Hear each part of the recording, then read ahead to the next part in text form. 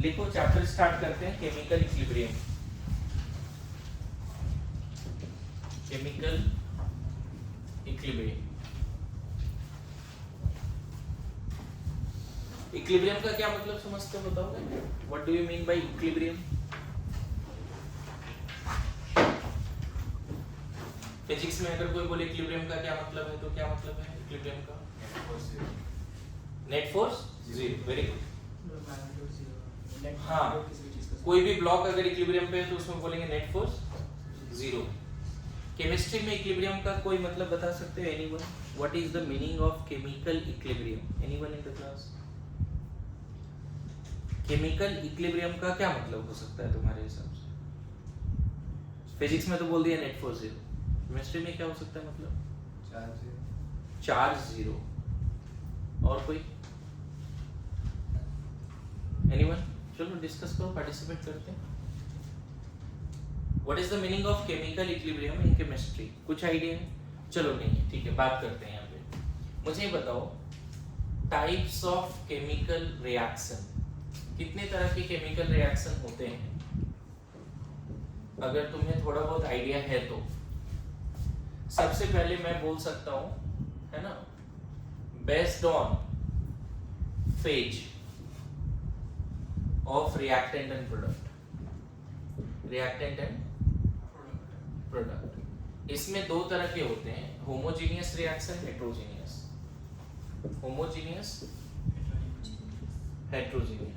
Chemical equilibrium का definition बाद में बताता हूँ, पढ़ाना शुरू कर दिया है, ठीक है। होमोजेनियस कहने का मतलब है कि रिएक्टेंट और प्रोडक्ट सभी का फेज सारे के सारे गैस होने चाहिए, या सारे के सारे लिक्विड होने चाहिए, या सारे के सारे सॉलिड होने चाहिए, सेम फेज। ये homogeneous gaseous reaction, homogeneous gaseous reaction है। हेट्रोजेनियस में एग्जांपल में जैसे मान लो कार्बन सॉलिड ले लिया, O2 गैस ले लिया और CO2 बन गई। देखो, रिएक्टेंट और प्रोडक्ट में कम से कम दो फेज है, सॉलिड है, गैस है और फिर गैस। मिनिमम दो अलग अलग फेज होने चाहिए रिएक्टेंट प्रोडक्ट का, तो कहलाता है हेट्रोजेनियस। अदरवाइज क्या कहलाता है? होमोजेनियस। मेरी बात आ रही है समझ? सिंपल 9-10 में भी ऐसा पढ़ा है, होमोजेनियस हेट्रोजेनियस, ऐसा नहीं कि नहीं पढ़ा है, समझते हैं थोड़ा बहुत। बताओ, जितने भी वर्ल्ड में केमिकल फिजिकल चेंज हो रहे हैं, क्या हम उसको नहीं बोल सकते कि वो होमोजेनियस रिएक्शन है या हेट्रोजेनियस है? बोल सकते हैं कि नहीं? बोल सकते हैं। जैसे ये सब तो चलो रिएक्शन है, मान लो H2O लिक्विड से H2O गैस बन गया, वाटर को वेपराइज करते हैं, ये भी हेट्रोजेनियस है, but this is physical, this is physical reaction, physical change, not chemical change. सिर्फ फेज में चेंज किया ना, रिएक्टेंट का कोई बॉन्ड टूटा नहीं है, नया बॉन्ड बना नहीं है, तो इसको क्या बोलेंगे? फिजिकल, है ना, चेंज।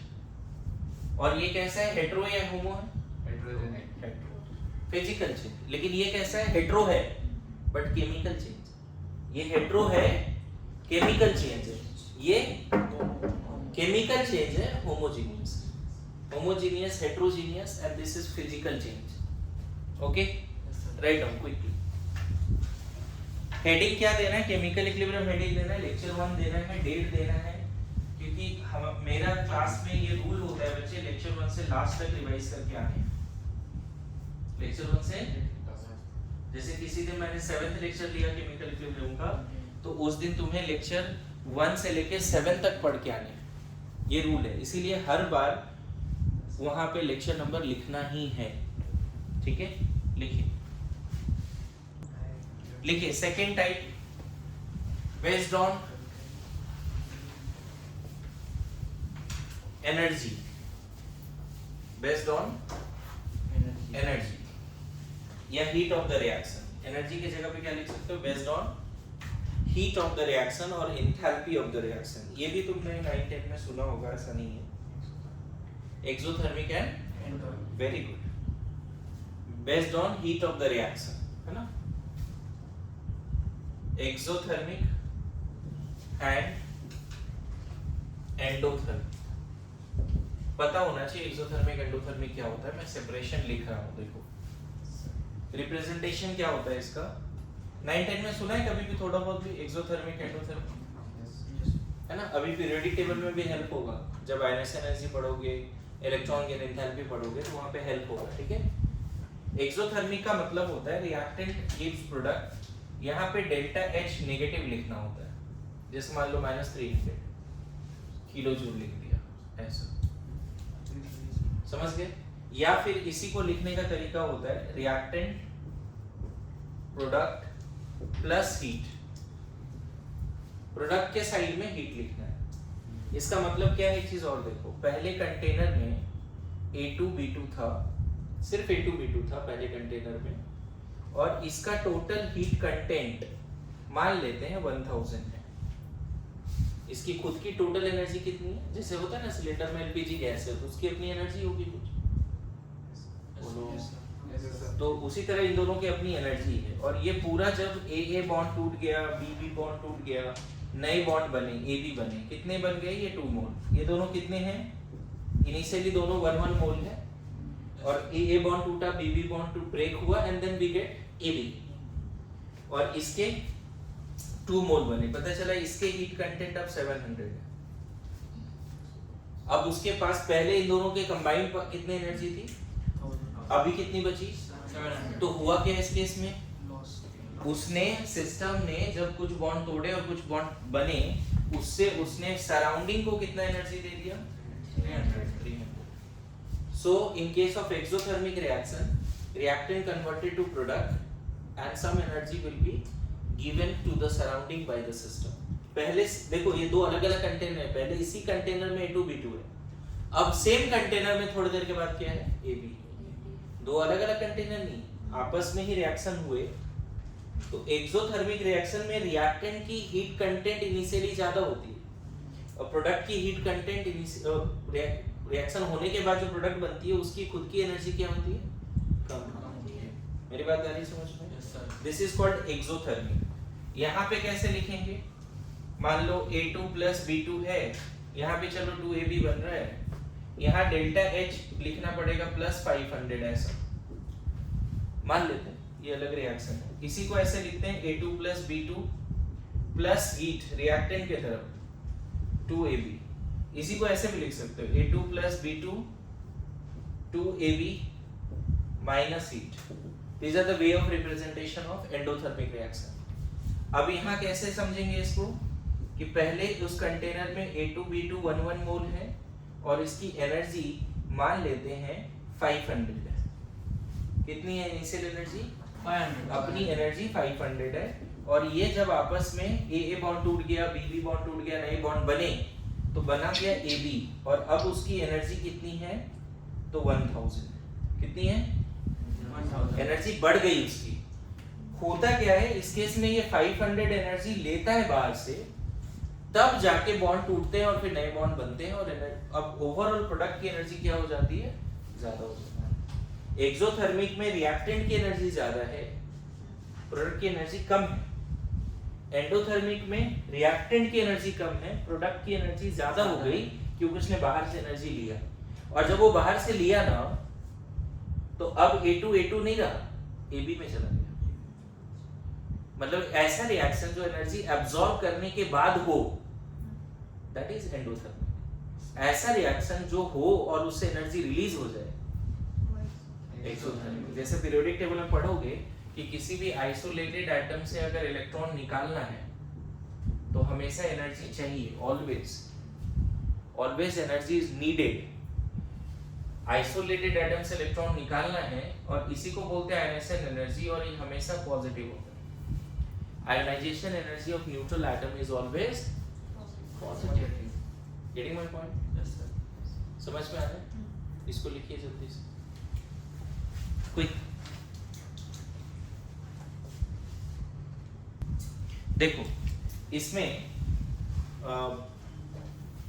एक्सोथर्मिक एंडोथर्मिक समझ गए सर? इसमें ग्राफ ऐसा बनता है बच्चे, इसको थोड़ा ध्यान रखना। Potential energy versus progress of reaction,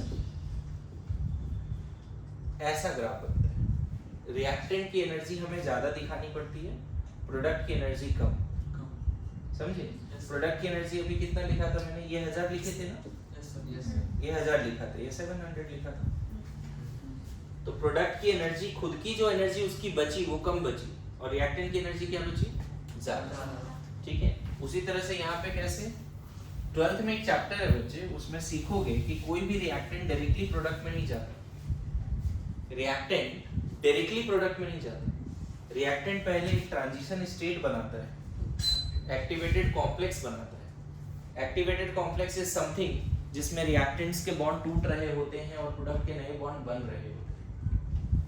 मेरी बात समझिए, ये 12th में सीखोगे। एक्टिवेटेड कॉम्प्लेक्स इज समथिंग जिसमें रिएक्टेंट के बॉन्ड ब्रेक हो रहे हैं और प्रोडक्ट के बॉन्ड, मतलब इसको ऐसे कर सकते हो, देखो ऐसा, जैसे AA है BB है, तो तुम्हें ये दिखाना पड़ेगा ये बॉन्ड टूट रहे हैं एक्टिवेटेड कॉम्प्लेक्स में और नए बॉन्ड बन रहे हैं, इस तरह से दिखा सकते हो। This is transition state. Transition state having energy more than reactant as well as product. पता चला कि इसकी एनर्जी जो है ना, वो पता चला कि 1500 है। देख लो रिएक्टेंट की एनर्जी कितनी है, 1000, प्रोडक्ट की 700, जबकि TS बनने के समय क्या होता है, बहुत ज्यादा एनर्जी चाहिए। तुम बताओ ना, यहाँ पे O2 है और तुम्हारे पेजेस जो हैं वो कंबस्टेबल सब्सटेंस है, क्या दोनों बर्न हो रहा है, कंबशन हो रहा है क्या, नहीं हो रहा है ना। लेकिन O2 को थोड़ा एनर्जी एक्स्ट्रा देते हैं, that is called activation energy. जैसे घर पे गैस ऑन करो तो क्या अपने आप कंबशन स्टार्ट होता है, लाइटर से थोड़ा चिंगारी देनी पड़ती है। वो जो minimum amount of extra energy दिया, जिससे 2-4 मॉलिक्यूल आपस में टकराया और एक्टिवेटेड कॉम्प्लेक्स बनाया, that is minimum amount of extra energy needed by the reacting molecules to form activated complex is called activation energy. So no reaction in this world directly go to the product. First reactant will form transition state and then they will form product. मतलब ऐसा नहीं हो सकता बच्चे कि reactant direct product में चला जाए, ये पाथवे नहीं, समझ गए। तो बताओ इसका ग्राफ कैसा होगा, थोड़ा सा ग्राफ के बारे में मैंने आइडिया दिया आपको कि ग्राफ कैसे बना, उसके बाद आइडिया दे दिया। यहाँ पे एंडोथर्मिक में कैसा ग्राफ होगा, रिएक्टेंट की एनर्जी कम, प्रोडक्ट की एनर्जी ज्यादा। मेरी बात आ रही समझ में। देखो ये प्रोडक्ट है और ये रिएक्टेंट। रिएक्टेंट का हमने कितना लिखा था, 500, प्रोडक्ट का कितना लिखा था, 1000 लिखा था ना। रिएक्टेंट को 500 और दिया तब जाके प्रोडक्ट बना। तो ये ग्राफ याद रखना। अच्छा ये बताओ, किसी के पास एनर्जी ज्यादा है तो वो लेस स्टेबल है या मोर स्टेबल है, एनर्जी ज्यादा है, ये सेकंड पॉइंट मैंने लिख दिया। थर्ड पॉइंट अभी बता रहा हूं। बताओ किसी के पास एनर्जी ज्यादा है तो वो लेस स्टेबल है। बताओ एक्सोथर्मिक में कौन ज्यादा स्टेबल होगा, रिएक्टेंट या प्रोडक्ट? प्रोडक्ट की एनर्जी कम है ना, बोलो। प्रोडक्ट की एनर्जी कम है, रिएक्टेंट की एनर्जी ज्यादा है। तो stability of product is more than reactant for exothermic. Exothermic में कौन ज्यादा स्टेबल होगा, प्रोडक्ट की एनर्जी कम है, रिएक्टेंट की एनर्जी ज्यादा। देखो ना रिएक्टेंट का 1000 है बचे, और रिएक्टेंट जब प्रोडक्ट में गया तो प्रोडक्ट के पास 700 ही बचे, 300 तो उसने लूज कर दिया ना सराउंडिंग को। तो more is the heat content, lesser the stability, lesser the heat content, lesser the energy content, more is the stability. तो यहाँ पे बताओ थर्ड पॉइंट में स्टेबिलिटी किसकी ज्यादा होगी, रिएक्टेंट का एनर्जी कम है प्रोडक्ट के रिस्पेक्ट में। तो यहाँ लिख लेना कि एक्सोथर्मिक रिएक्शन में प्रोडक्ट ज्यादा स्टेबल होता है, एंड एंडोथर्मिक में देखो रिएक्टेंट ज्यादा स्टेबल है एंडोथर्मिक में, तभी तो रिएक्टेंट ने एनर्जी लिया तब प्रोडक्ट बनाया। मेरी बात आ रही समझ में? yes, तो लिखिए जल्दी से लिखिए, ग्राफ बनेंगे फटाफट। लिखा है यहाँ तक?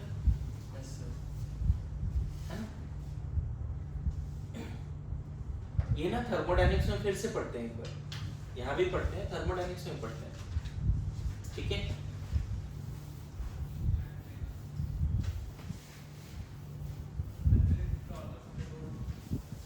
इसमें और भी पॉइंट्स हैं, जैसे मान लो अगर बात करें, देखो कोई भी रिएक्शन जब हो रहा होता है तो रिएक्टेंट के बॉन्ड टूटते हैं और प्रोडक्ट के नए बॉन्ड बनते हैं, राइट।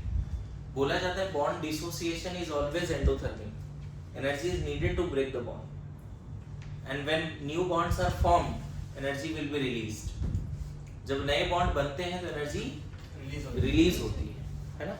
जैसे हुआ क्या, A2 plus B2 gives 2AB, ऐसे लिखा है।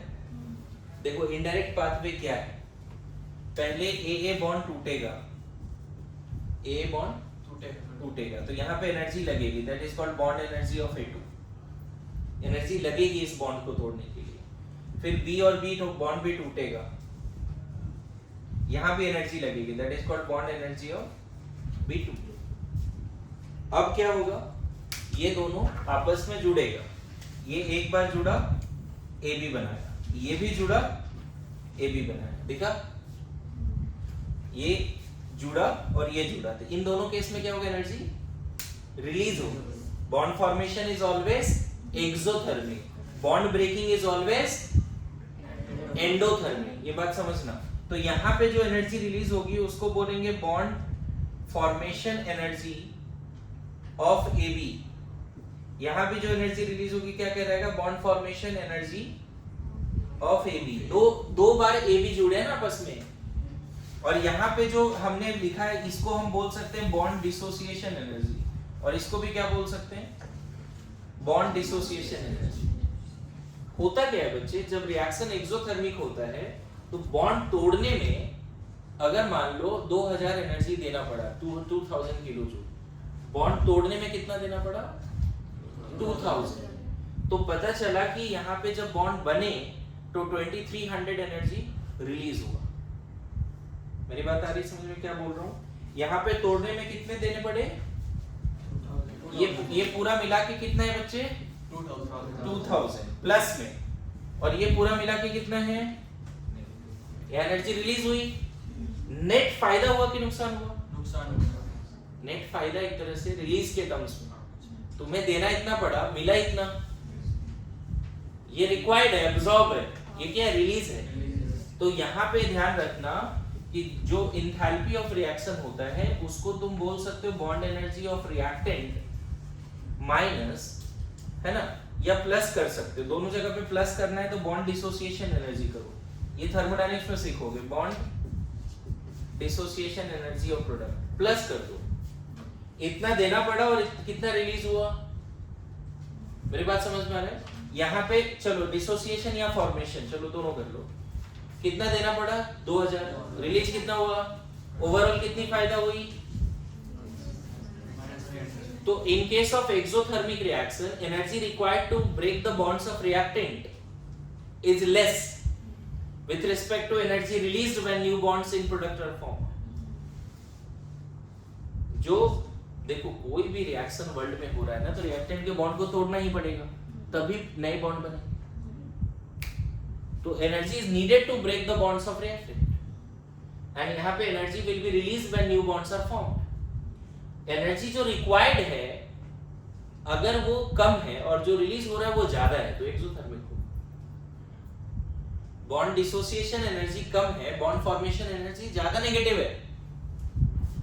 नेगेटिव पॉजिटिव मतलब रिलीज का बस टर्म है, यहाँ एब्जॉर्ब हुआ है रिलीज हुआ इसलिए नेगेटिव लिखा है।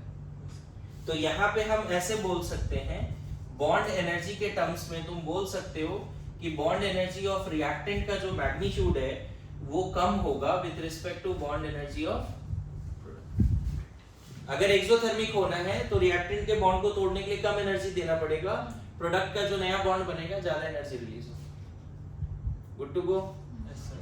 रिएक्टेंट के बॉन्ड को तोड़ने के लिए कम एनर्जी देना पड़ेगा, प्रोडक्ट के बॉन्ड को तोड़ने के लिए ज्यादा एनर्जी चाहिए। यहाँ पे बताओ उतना एक्सप्लेन नहीं करता, डायरेक्ट लिख सकते हैं क्या यहाँ पे? एंडोथर्मिक में क्या लिखते हैं फोर्थ पॉइंट में बताओ? बॉन्ड एनर्जी ऑफ रिएक्टेंट तोड़ने के लिए ज्यादा देना पड़ा और उतना एनर्जी रिलीज नहीं हुआ। बोलो।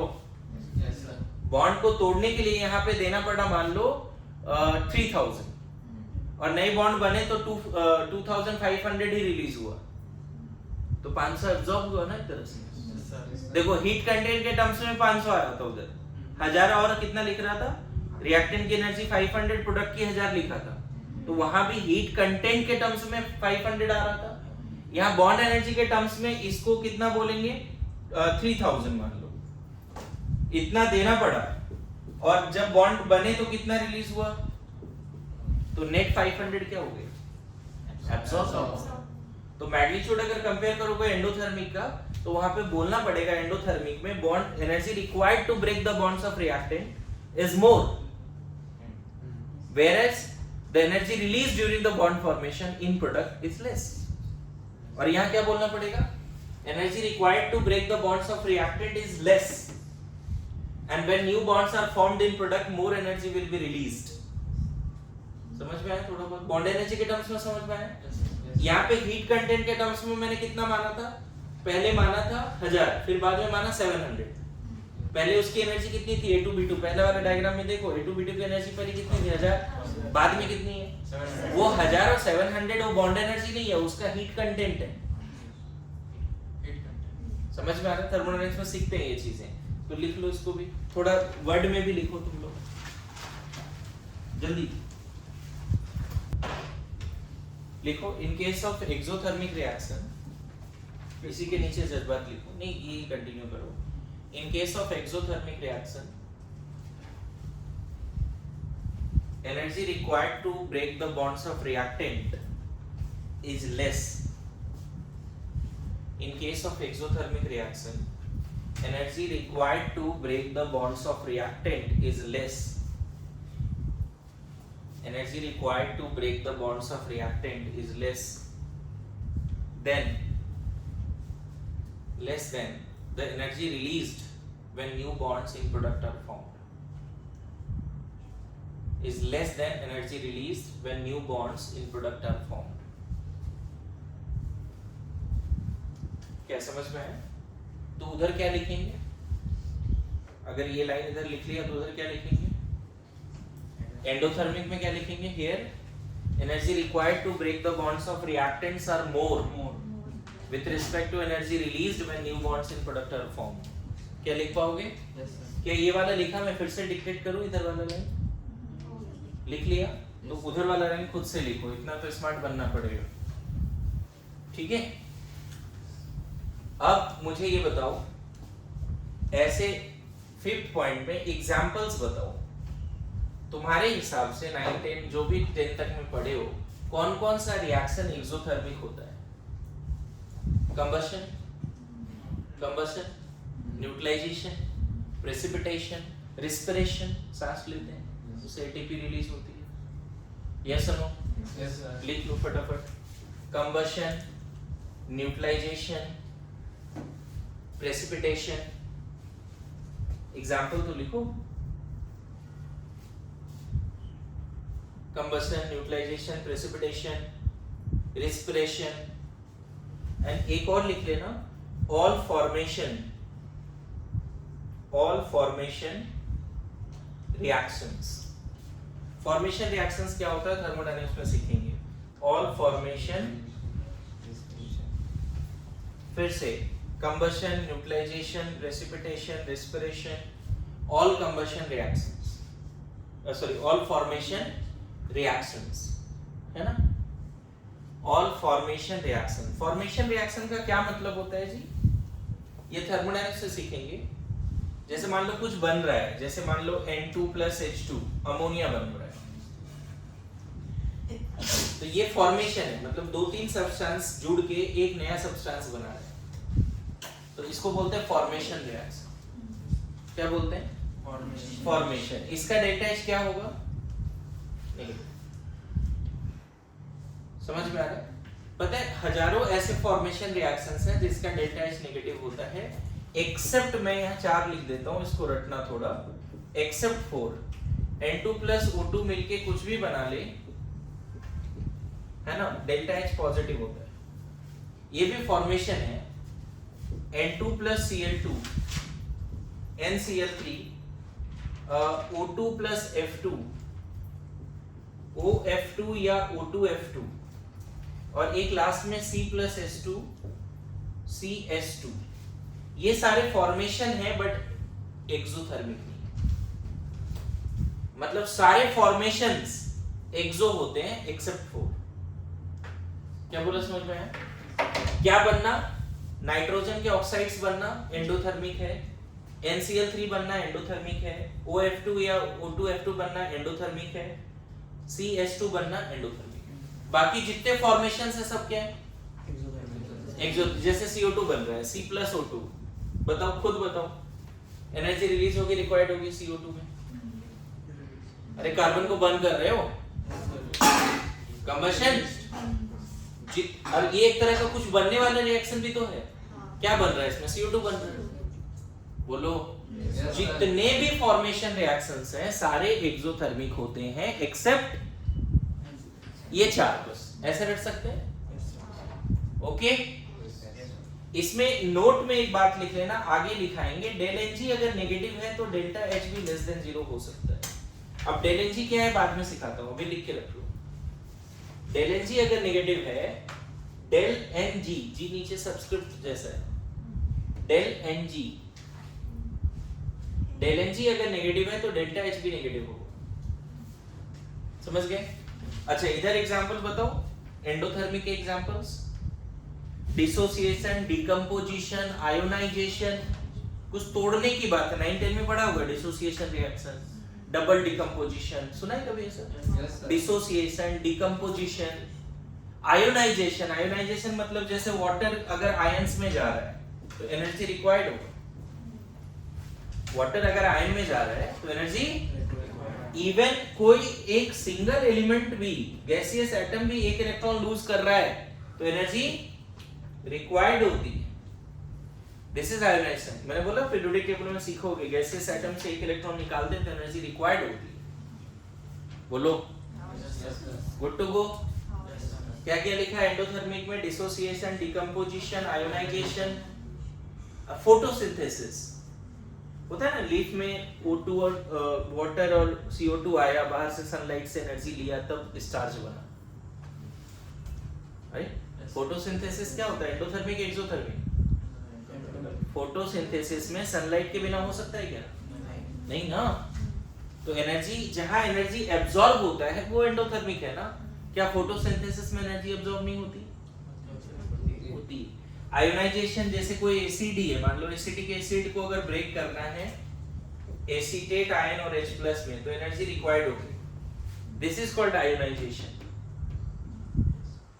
डिसोसिएशन समझते हो, जैसे मान लो कैल्शियम ऑक्साइड, कैल्शियम कार्बोनेट को हीट करो, CaO + CO2, देख लो बोलने में भी हीट आ जा रहा है। सॉल्ट को डिसोसिएट करना है, हीट देना पड़ेगा, बोलने में ही आ जा रहा है। यस और no? Dissociation, decomposition, ionization, photosynthesis, है ना। इसके अलावा एक चीज ये लिख लेना, डेल Ng अगर ग्रेटर देन 0 है तो डेल्टा H भी ग्रेटर देन होने के चांसेस हैं। और ये चारों रिएक्शन भी इधर आ जाएगा। ये चारों फॉर्मेशन है बट कैसा है, ये चारों फॉर्मेशन है बट कैसा है, ये बनने में एनर्जी एब्जॉर्ब होते हैं। नाइट्रोजन को कोई भी ऑक्साइड बनने में एनर्जी एब्जॉर्ब होता है। अरे ऐसा नो, ये चारों भी किसके एग्जांपल है, एंडोथर्मिक के। समझ में आया? कोई भी सॉल्ट को डिसोसिएट करो एनर्जी चाहिए, आयोनाइज करो एनर्जी चाहिए। बोलो आ रहा है समझ में? So this is exothermic and endothermic. अब बताओ, और कभी 9-10 में जैसे टाइप्स ऑफ केमिकल रिएक्शन पढ़ा होगा तुम लोग, वो वाला टाइप अभी मैं यहाँ नहीं लिख रहा हूँ।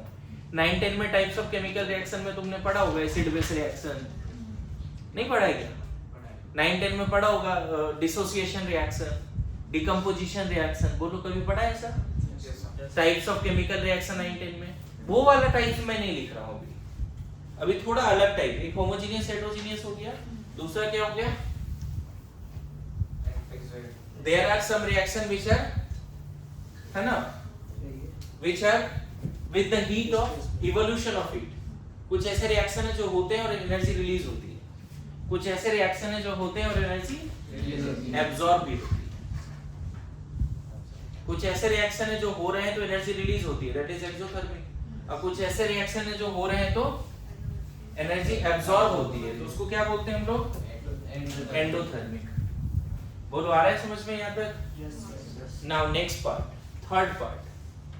Third classification based on direction, based on direction, है ना। इसमें लिखो reversible and irreversible, reversible and irreversible. ये 9-10 में सुना है क्या कभी रिवर्सिबल इरिवर्सिबल रिएक्शन? कभी ऐसा सुना है? 9-10 में भी सुना है, 11 फर्स्ट टाइम सुन रहे हो। इससे पहले कभी किसी चैप्टर में सुना है 11th में? रिवर्सिबल इरिवर्सिबल का क्या मतलब होता है? एक ऐसा रिएक्शन जो फॉरवर्ड डायरेक्शन में भी जाए, बैकवर्ड डायरेक्शन में भी जाए। मतलब ये एग्जांपल देखा गया बच्चे कि जिस भी कंटेनर में H2N2 रखोगे, है ना, वहां पे अमोनिया बनेगा। अमोनिया वापस H2N2 भी बनाता है। मतलब reactant can be converted to product as well as product can be converted to reactant. The reaction which go in either direction, forward as well as backward. ऐसा रिएक्शन जो forward भी चले, backward भी चले। ऐसा रिएक्शन जिसमें product भी reactant बनाने का एबिलिटी रखता है। ऐसा रिएक्शन जिसमें रिएक्टेंट से प्रोडक्ट बनने की एबिलिटी है, प्रोडक्ट से रिएक्टेंट बनने की ability, goes in both direction. यहाँ पे क्या बोल सकते हैं? जैसे बताओ, अगर मैं ऐसे एक एग्जांपल दूं कि जो बुक का एक पेज ले लो, उसको बर्न कर दो, क्या बन जाएगा? एसिड्स वगैरह बचेंगे और CO2 निकल जाएगा। क्या फिर से पेज बना लोगे? नहीं ना।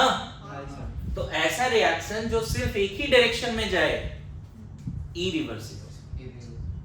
Reactant can be converted only to product, product can not be converted back to reactant. समझ में है? सेम कंडीशन पर CO2 बना, लेकिन CO2 से कार्बन और O2 नहीं बना। लेकिन जिस कंडीशन पे अमोनिया बना, उसी कंडीशन पे वापस N2H2 भी बन सकता है। तो पहला पॉइंट एक्चुअल में क्या है?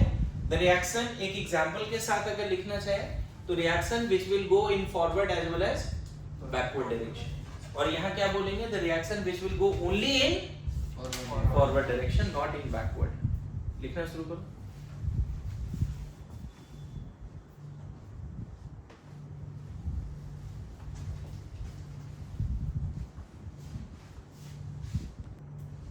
लिख लो, मैं बोल देता हूं। The reaction which will go in forward as well as backward direction both is called reversible reactions.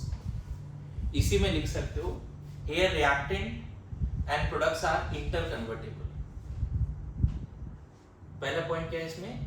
The reaction which will go forward and backward direction both, है ना, full stop. दूसरा, here reactants and products are interconvertible. Here reactants and products are interconvertible. Here reactants and products are interconvertible. उधर क्या लिखेंगे? The reaction which will go only in forward direction, है ना? Reaction which will go only in forward direction. ठीक है? इसी में आगे लिखो, इरिवर्सिबल में product can not be converted back to reactant. Irreversible में क्या बोलेंगे? प्रोडक्ट से रिएक्टेंट नहीं बनाया जा सकता। Product and reactants are not interconvertible. Better to say product can not be converted back to reactant.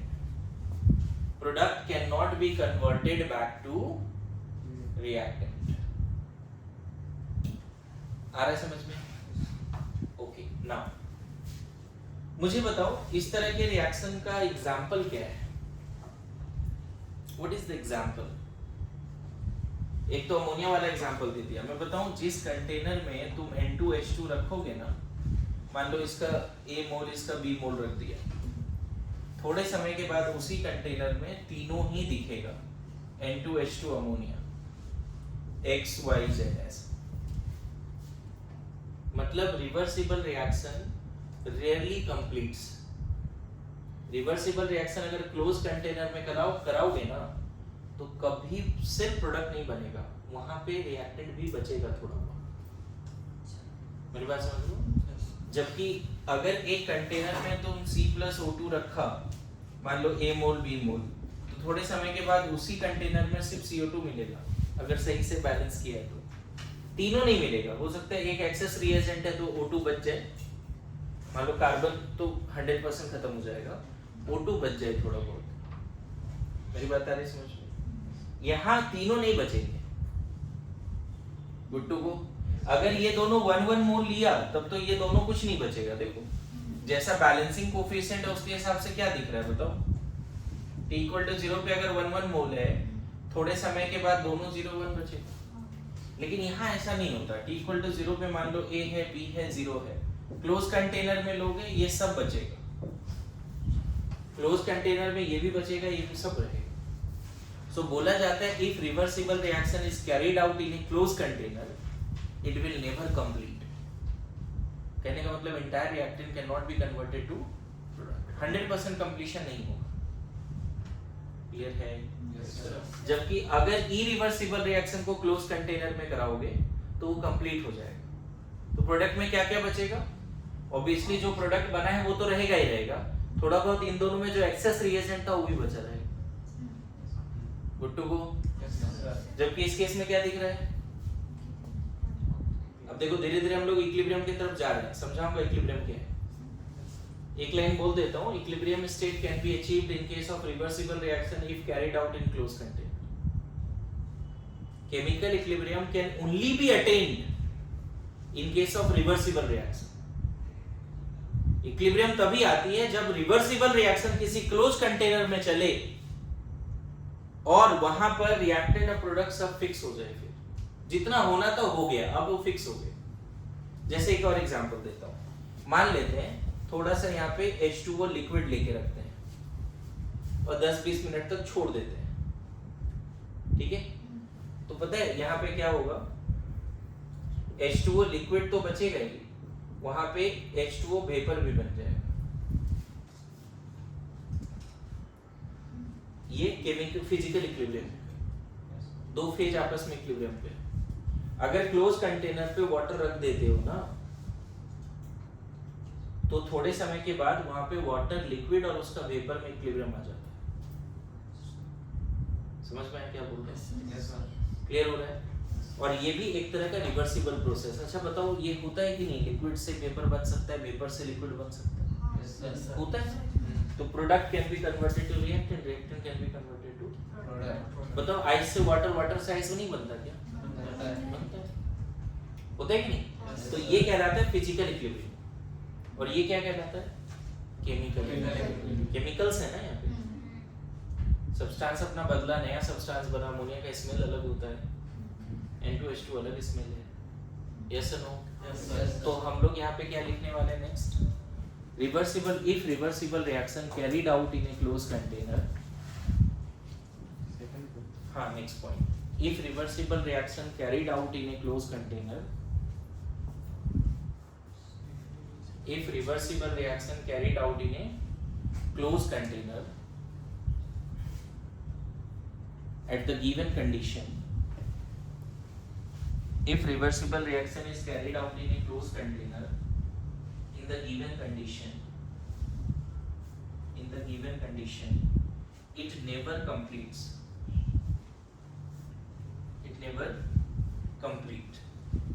उस कंडीशन पे सारे रिएक्टेंट प्रोडक्ट में नहीं जाते, है ना? इसी में आगे लिखो, reactants and products all are present in the container. Reactants and products all are present in the container. थोड़ा आइडिया लगा? बोलो इधर क्या लिखोगे? Irreversible reaction can be 100% completed. Irreversible reaction can be 100% completed. Irreversible reaction 100% complete हो सकता है। Irreversible reaction 100% complete हो सकता है, चलेगा? बोलो, है ना? इसी में नेक्स्ट लिखिए थर्ड पॉइंट में, in case of reversible reaction if carried out in a closed container, in case of reversible reaction if carried out in a closed container, we can get chemical equilibrium. We can get chemical equilibrium. We can get chemical equilibrium और physical equilibrium, also known as equilibrium state, also known as equilibrium state, also known as equilibrium state, चलेगा? Also known as equilibrium state. So क्या हम ऐसा बोल सकते हैं कि in case of reversible reaction we can get chemical equilibrium? देखो ना, पहले N2H2 लिया, बाद में यहाँ इक्विलिब्रियम पे आ गया और तीनों प्रेजेंट है। पहले वाटर लिक्विड लिया, यहाँ वाटर लिक्विड वेपर इक्विलिब्रियम में आ गया, दोनों प्रेजेंट है, दोनों फेज है। आ रहा है समझ में? लेकिन इरिवर्सिबल के केस में आप इक्विलिब्रियम स्टेट कभी नहीं गेन कर सकते। In case of irreversible reaction you can not get equilibrium state, you can not get chemical और फिजिकल इक्विलिब्रियम। इरिवर्सिबल के केस में आपको इक्विलिब्रियम नहीं मिलेगा। कौन सा इक्विलिब्रियम? केमिकल और physical. That is also known as equilibrium state. उसको क्या बोलते हैं हम लोग? Equilibrium state. यहां तक समझ में आ रहा है सबको? कोई डाउट है? बोलिए। मतलब reversible reaction if carried out in a close container always has the tendency to gain the equilibrium state. आगे सिखाऊंगा मैं तुम्हें। रिवर्सिबल रिएक्शन अगर बंद डब्बे के अंदर कराओगे ना, तो वहां पे थोड़े समय के बाद इक्विलिब्रियम आ जाएगा। अभी भी देखो, इक्विलिब्रियम का मैंने डेफिनेशन सही से नहीं बताया, लेकिन रफली तुम्हें एक छोटा सा आइडिया लग रहा है कि सर रिवर्सिबल रिएक्शंस के केस में इक्विलिब्रियम मिलता है। इतना तो समझ में आया। रिवर्सिबल रिएक्शंस के केस में क्या मिलता है? इक्विलिब्रियम मिलता है। वो भी कब? जब क्लोज कंटेनर में कराओगे। बताओ, अगर यहाँ पे ये ओपन रहता तो जो वेपर बनता चला जाता, रुकता ही नहीं, तो इक्विलिब्रियम का नहीं, तो पूरा का पूरा कंप्लीट हो जाता। अरे ऐसा हो, पूरी तालाब सूख जाती है कि नहीं? मेरी बात समझ रहे हो? देखते पूरा समर के दिनों में, गर्मी के दिनों होता है ना, अगर वही बंद डब्बे के अंदर पानी रखा जाए तो लिक्विड वेपर दोनों रहेगा। यस और नो? Yes sir. तो equilibrium state can be attained in case of reversible reaction when open और क्लोज। ओपन में तो कहीं ओपन सिस्टम में पता चला कि जो रिवर्सिबल है वो भी इरिवर्सिबल है। ओपन सिस्टम में अगर वाटर वेपराइज करोगे तो रिवर्सिबल नहीं है। ये कैसा है? जो बना वो जाता जा रहा, रुक ही नहीं रहा वहां पे। अरे ऐसा नो? चलो बढ़िया। अब लिखो। हाँ, वो रिवर्सिबल के लिए H2 plus O2 gives H2O। हाँ, और रिवर्स करते हो इलेक्ट्रोलाइसिस करना पड़ता है। नहीं, सेम कंडीशन पे दोनों हो जाएगा, दिक्कत नहीं है।